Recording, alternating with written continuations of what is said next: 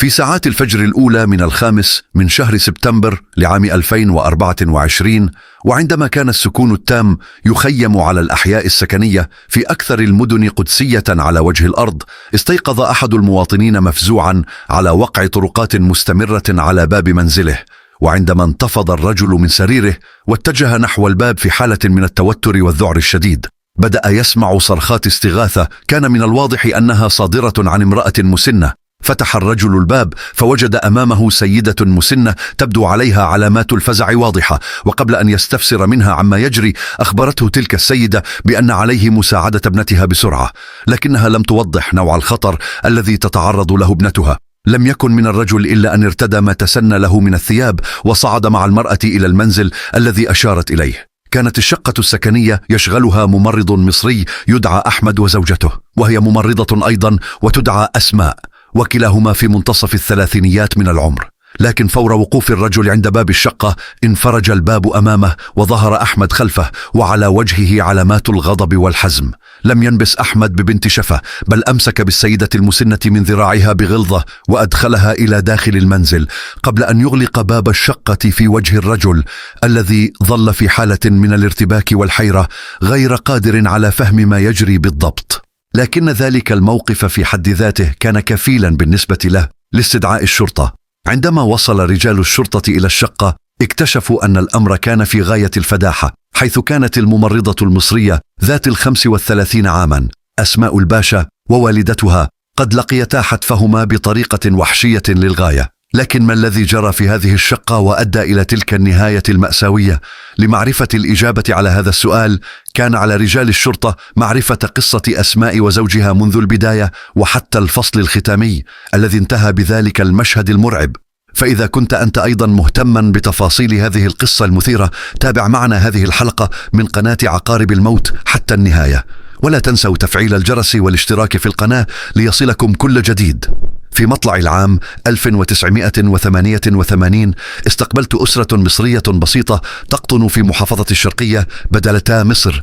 جاء نبأ سار للغاية، حيث ولدت لتوها ابنتهم أسماء، وقد كان والدها أسعد الناس باستقبال هذا الخبر، ولذلك أولى الرجل تلك البنية اهتماما ورعاية فائقة. لكن أسماء لم تنعم طويلا بحنان ذلك الرجل الذي أغدق عليها محبته، فقد توفي والدها وهي في 4 من عمرها فقط.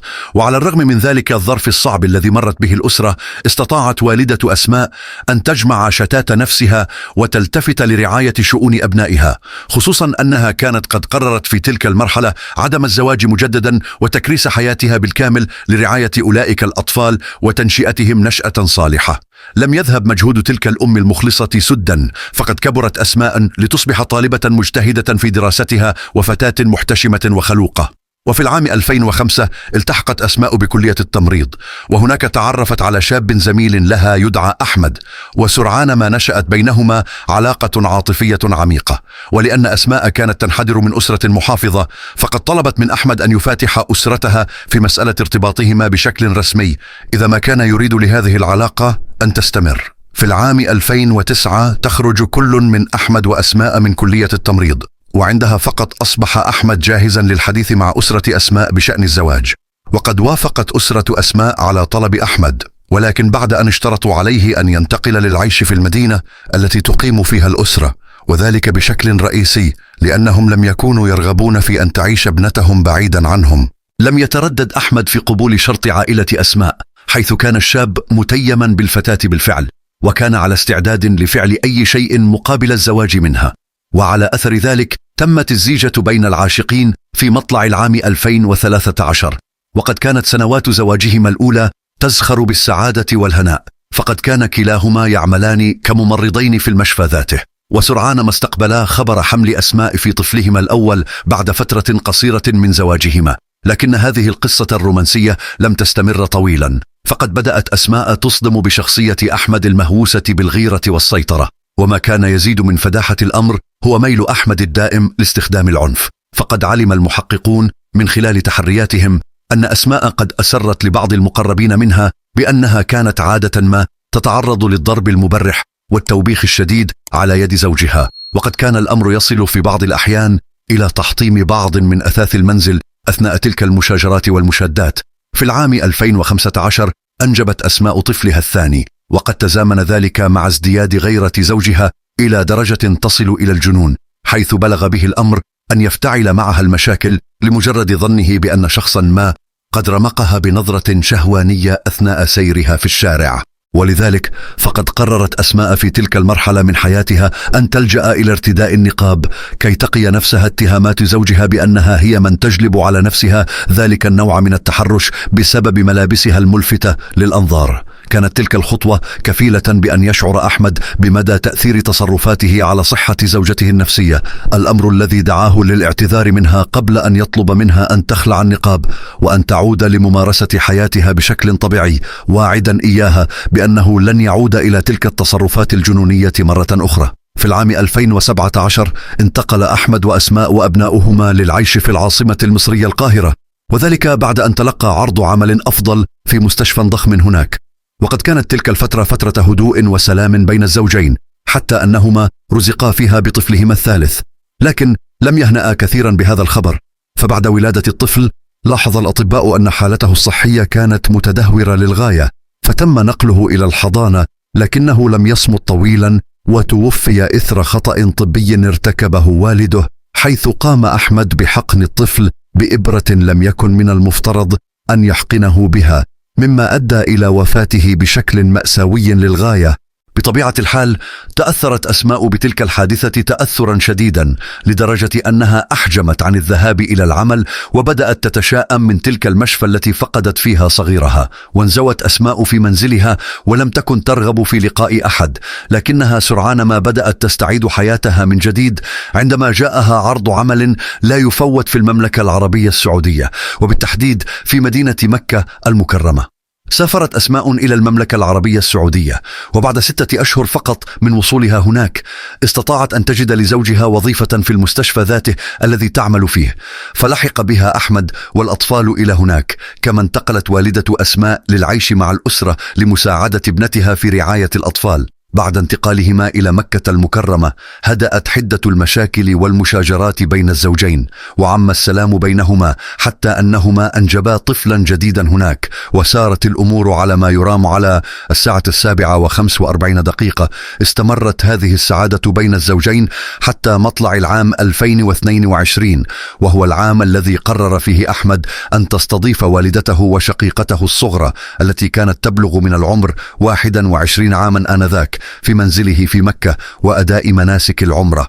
بحسب تحريات المحققين كانت والدة أحمد امرأة حقودة لم تتمكن من السيطرة على مشاعرها عندما رأت النعيم المغدق الذي كانت تعيش فيه أسماء ووالدتها في المملكة العربية السعودية، بينما تسكن هي في بيت مهترئ وقديم بمحافظة المنوفية المصرية. ولم تكن المرأة تتورع عن إخفاء تلك المشاعر عن زوجة ابنها أو والدتها.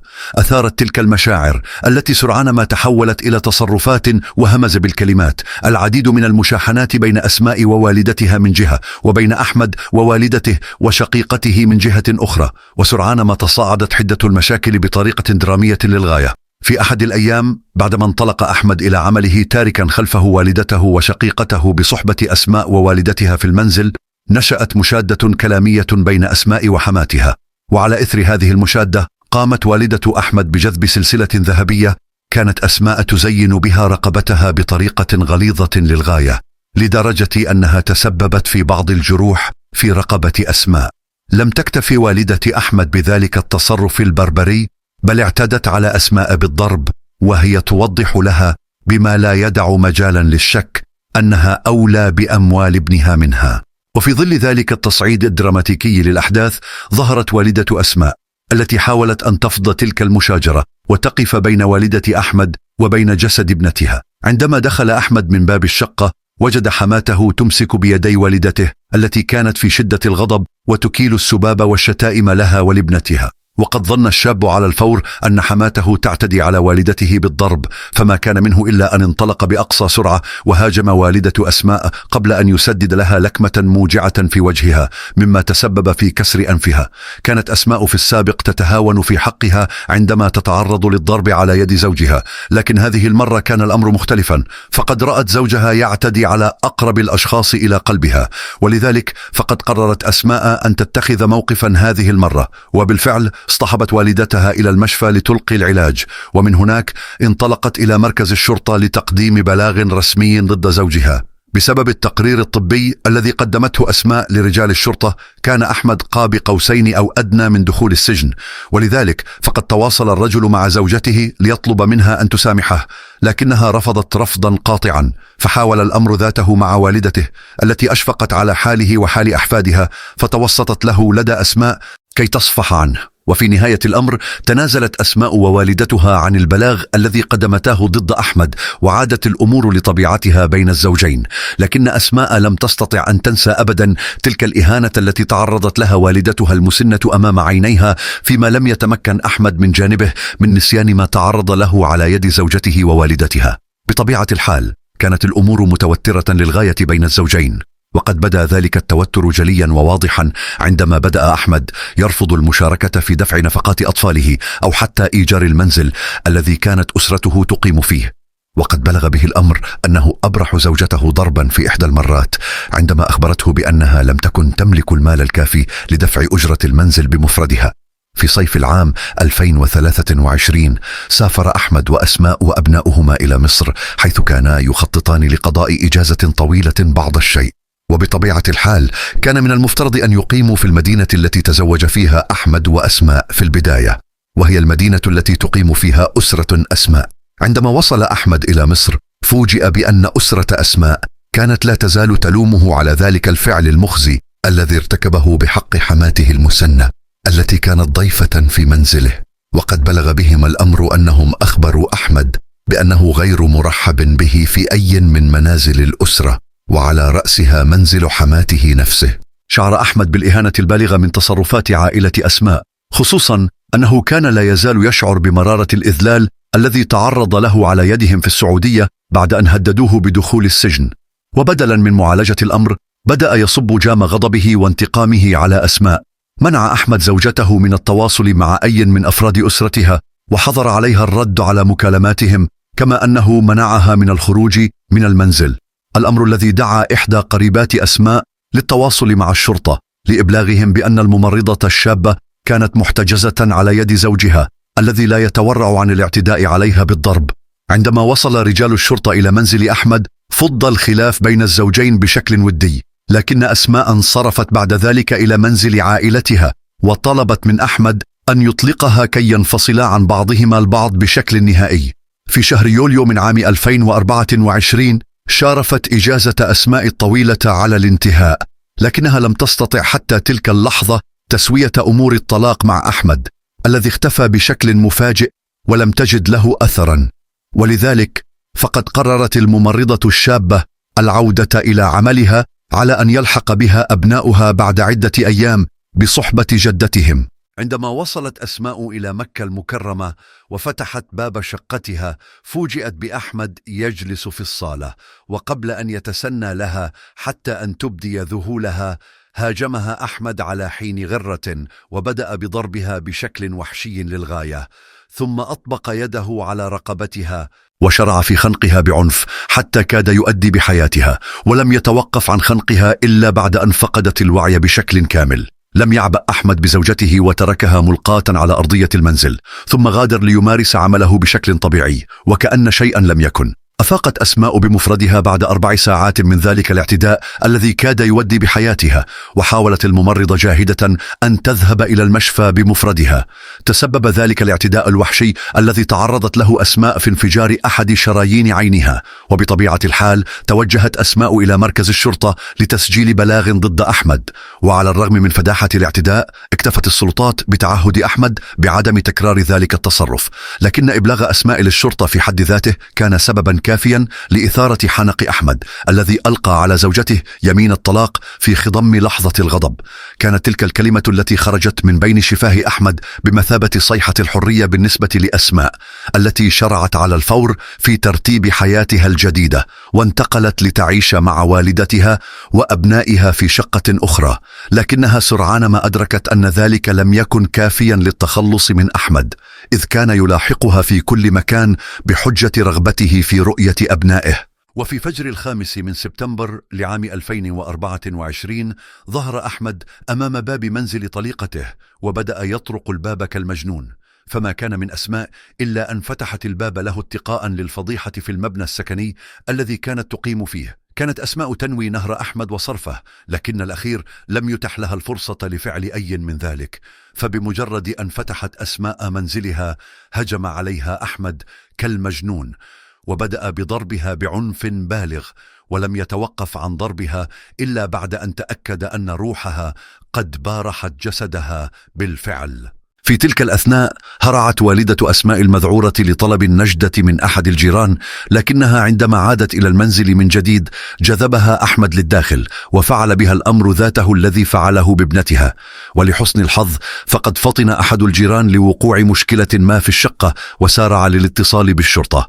وعندما وصلت الشرطة إلى مسرح الجريمة سلمهم أحمد نفسه دون أي مقاومة، واعترف بكافة تفاصيل جريمته دون أي محاولة للمراوغة، مشيرا إلى أن السبب الذي دفعه لإنهاء حياة زوجته هو انفصالها عنه بهذه الطريقة المذلة والمهينة، وذلك بعد أن تعرض للإذلال على يد عائلتها في مصر. لا تزال قضية أحمد تحت نظر القضاء السعودي حتى وقت تصوير هذه الحلقة، لكن من المرجح أن يتلقى أحمد حكما بالإعدام قصاصا وفقا لقوانين المملكة العربية السعودية. ما رأيكم في هذه القصة المأساوية؟ وهل تعتقدون أن أحمد يستحق حكم الإعدام قصاصا على جريمته؟ شاركونا آراءكم في التعليقات، ولا تنسوا الاشتراك في قناة عقارب الموت وتفعيل الجرس ليصلكم كل جديد. نلقاكم في قصة جديدة مشوقة قريبا.